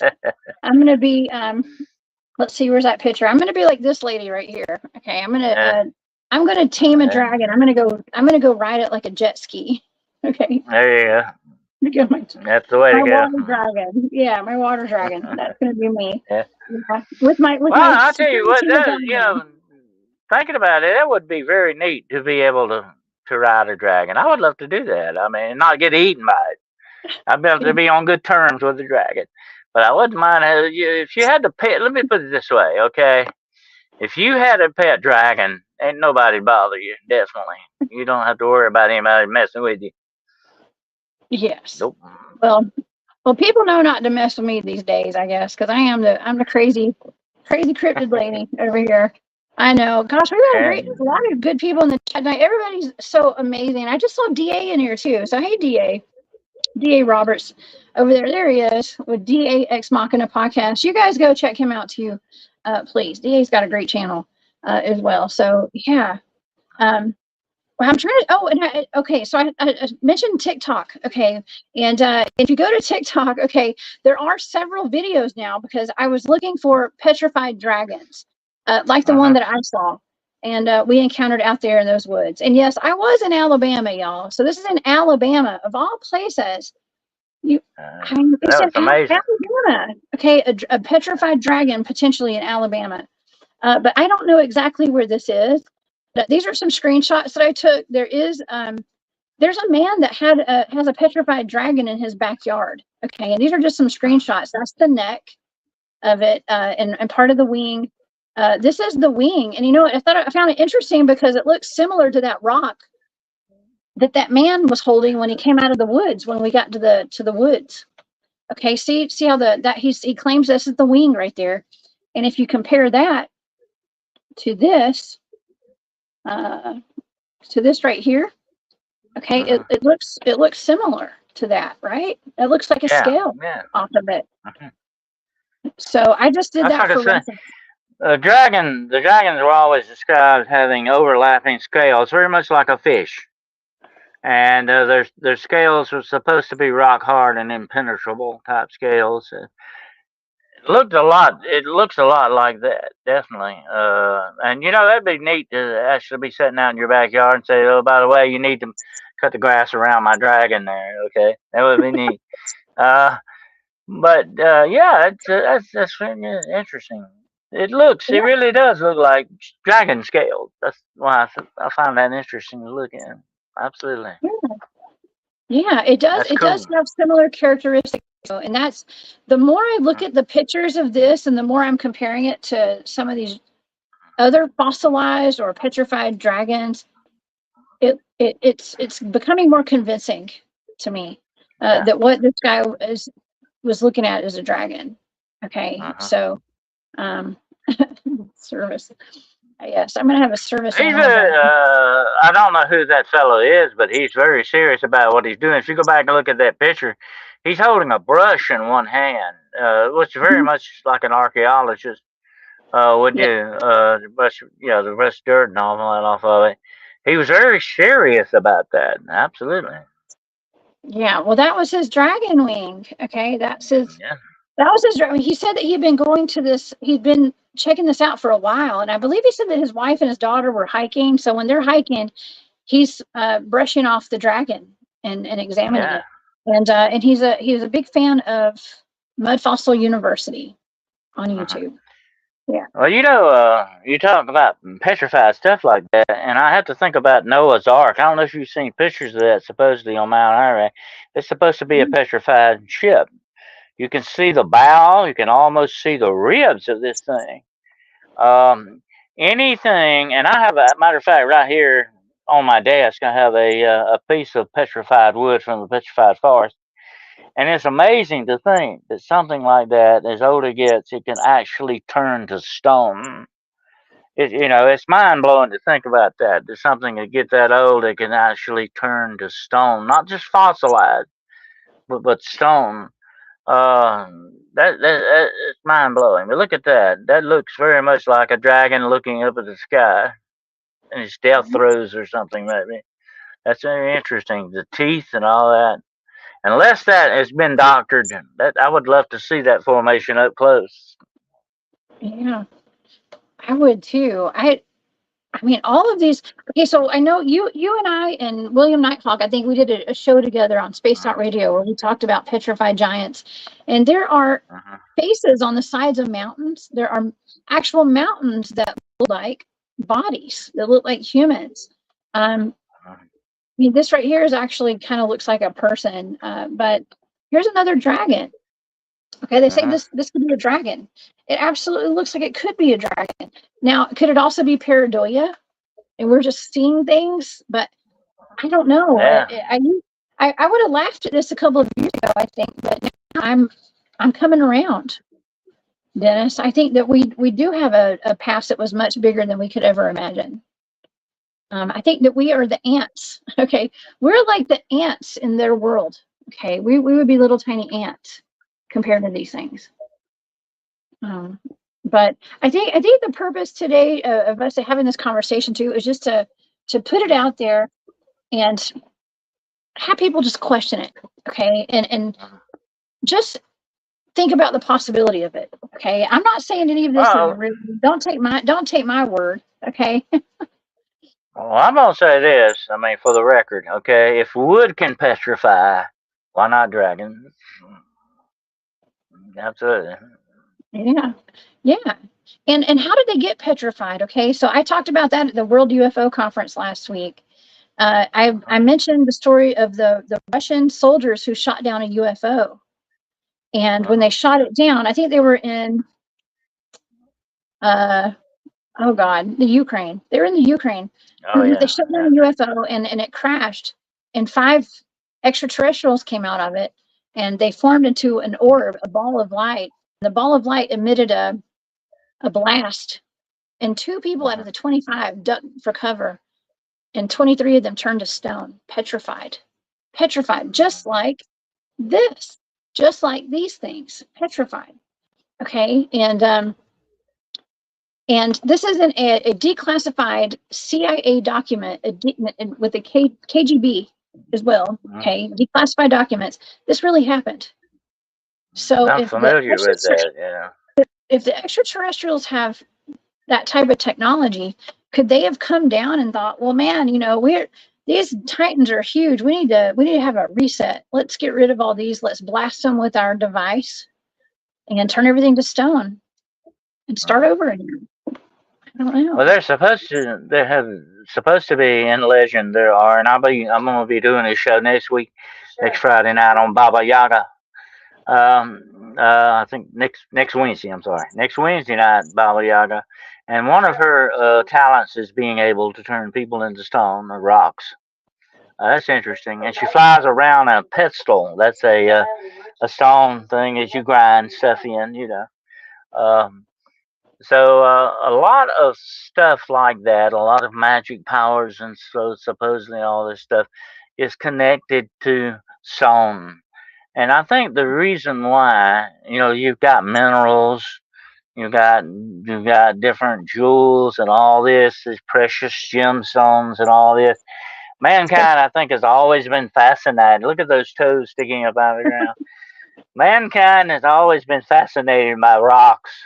We've put the rocks and the minerals into our culture, and we look at them. That looks to me just exactly, unless that is fixed, exactly like somebody lying there sleeping.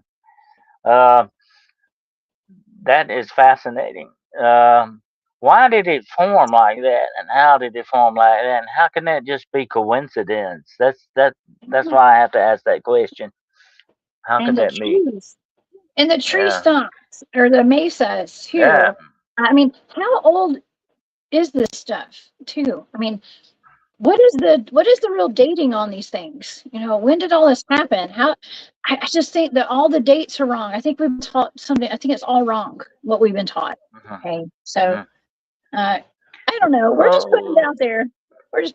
Y'all. There's one more thing we need to consider. Once upon a time on this planet, things were a whole lot bigger than they are now. We know that without a doubt. You had tree sloths that were the size of bears and grizzly bears. You had mosquitoes that were the size of hawks and eagles. Think about that, mosquitoes. You had very large things on this planet at one time or another. And you still have lizards. You have iguanas. You have that dragon like you showed earlier that you can buy at a pet store. You have these things that still exist. They are real. They are here with us now. What if once upon a time they were a whole lot bigger than they are now? Things once upon a time on this planet were much bigger than what we can ever imagine. Penguins were 6 foot tall. Think about that. A 6 foot tall penguin. I mean, so it's not that far fetched. You couldn't have had something like dragons, without a doubt, or giants, and the rest of it. To me, it's very probable in something. But like I always say, I like to believe in the possibility of the impossible because I believe in the possibility of possibilities, and that is, I think, a distinct possibility that once upon a time, and still maybe in certain places of the world, Dragons may still exist. If not on this planet, maybe they're coming through a doorway. However they're getting here, I think once in a while we still catch a glimpse of a dragon. Yeah, I think we do too. Tony says pre-flood, pre-flood. Yeah, Yeah. Mm-hmm. yeah. Not only do we have the big flood. What about the Mm-hmm. mud flood too? That's something that I need to just do a show completely dedicated to the mud flood one day. Okay, because I was on the fence about the mud flood for a long time, and now I'm kind of more on the side of it probably did happen. Okay, and Well, there's a lot of evidence, Jessica, that show that there was a worldwide type flood event of some sort. But there was a different world as described by ancient writings. Once upon a time, until like the flood happened, there was no rainfall. And they think that, here's the interesting concept on that. They think that the world was covered in sort of a platina type thing, okay? And that it didn't rain. It never rained. Only a heavy dew every morning is what watered the ground. That's what he said. They didn't even know what rain was until the day it started raining with the ark and all that. You had a completely different earth then because it was in the stages of being born. It was a new age, it was a new thing to it. It was a completely new experience. And as time went on, it got older and it lost a lot of that magic, I guess you could call it, that it had at its beginning. And I think that's why things got smaller. We know time got smaller for us. Supposedly, once upon a time, men and women lived to 6, 8, 900 years old, and now you're lucky if you make 100. I know now Things got smaller and smaller as time went on. We lost a lot of what we originally had. But here's the interesting concept for that. The thing at the moment of its creation, think about this just a moment, okay? The thing at the moment of this creation is at its most prime and top form. At the moment of its creation. And the older it gets, the further away from that creation it goes. It changes. It loses that aura, you might say, that it had once upon a time. And I think that's what you may have seen with that. And like I've said many times before on other different programs, this planet that we're living on is a living thing. It was like born. Mother Nature is alive. It is our mother, okay? And she's alive. She's always alive. She's older now. She's a lot older than she was, but she's still with us, thank goodness. But we need to take more care of her, definitely.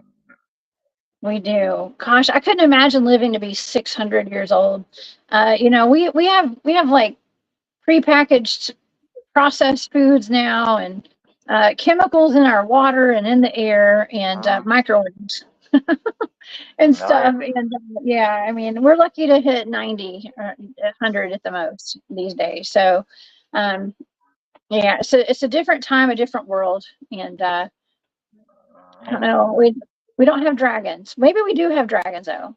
And I don't know, with all the cryptids that are showing back up, all the cryptids that we're getting right now, the cynocephali, they were in the old world maps. Okay, the dog-headed men. Uh-huh. I mean, they're here.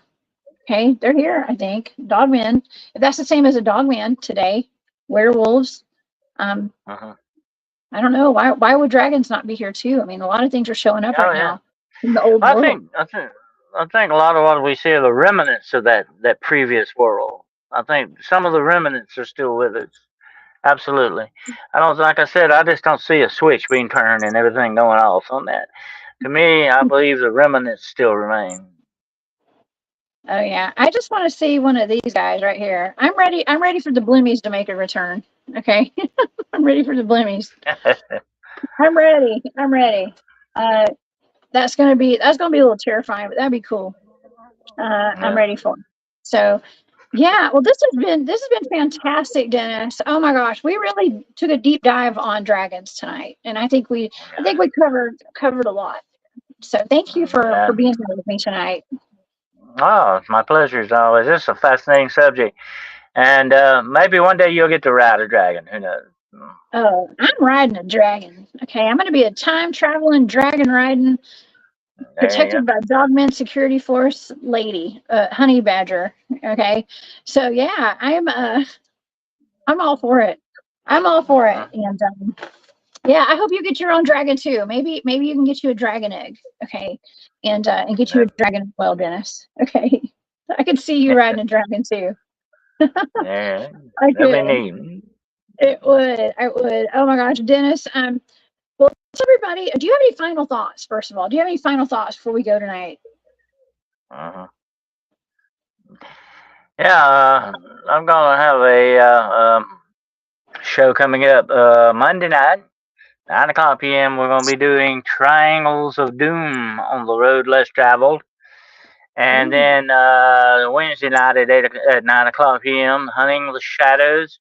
I'm gonna be doing a show about Baba Yaga, and then Friday night on Paranormal Point of View. I'm going to be doing a show on the reptilian demonic connection. So that should be interesting. And just subscribe to Hunting the Shadows YouTube channel. We would appreciate it. We just made it over 800. So we're doing pretty good. We're getting on. We're pressing on. That's awesome. Congratulations, Dennis. You're about to hit 1,000 subscribers. That's amazing. Yes, you have a fantastic channel, and I love your seminars, everything you do over on your channel, and here on my channel too. I love it when you come on here, and you and Carroll doing your shows together on Monday. It's amazing. I know you stay busy. You stay busy. You're busier than I am. It looks like. Okay. You haven't taken a night off this week, but yeah, thank you for being here, Dennis. You guys, please go over to Hunting the Shadows and go subscribe and become a member. You can actually become a channel member on his channel too. Hit that join button and show some support and some love over with our friend Dr. Dennis Carroll. Oh my gosh. And you guys can also become a member on my channel too. I've been putting some exclusive content up for my members as well. Okay, so y'all become members of our channels. You get a little star or something by your name, okay, when you're in the chat. And more. Yeah, well, Dennis, thank you so much for being here and being a part of this show tonight. Man, my pleasure. Man, we went down some serious rabbit holes tonight. I could have gone deeper in just a couple of rabbit holes, but I think we covered it. All right. All right. Absolutely. Awesome. All right, everybody. Well, I hope you all enjoyed this tonight. I hope you learned something. And if you guys, I forgot to mention earlier, I am going to be at the Full Disclosure Now conference coming up. That's not next Monday, but the next. Okay, I'm going to be down in Florida. And so you guys come see me. I know a few of y'all in the chat will be there. But I'm going to be down in St. Pete, Florida for that week. Giving a presentation. Actually, Barry Littleton's going to be, we're going to give a presentation together down there. Talking about a lot of our remote viewing targets and stuff. So that's going to be a lot of fun. I hope you guys can come down and hang out with us. I do have discount codes for tickets. Okay, so go to my website, and the discount codes are listed there for VIP and general admission tickets there. So y'all take advantage of that. Okay, and come see me. Okay. Well, Dennis, have a wonderful night. Thanks again for being here. Too. I hope you get your dragons. I'm going to be looking for mine too. Okay. I think I'll go out looking for dragons tonight, maybe. Yes. Well, hey, maybe never one day know I when can you might spot one. Exactly. Maybe one day I can take you to go see the stone dragon out in the woods. Okay. We'll make a field trip. Okay. We'll have a field trip. All right, everybody. Well, y'all come see me tomorrow night. I'll be on Space Dot Radio at 10 p.m. Eastern. So y'all come see me. All right. Thanks everybody who gave super stickers tonight. You guys are the best. And thanks to all my channel members, Patreon members, and everything in between. All right, y'all. Have a wonderful night and stay safe out there. And I'll see y'all tomorrow. Bye, Dennis. Y'all have a good night.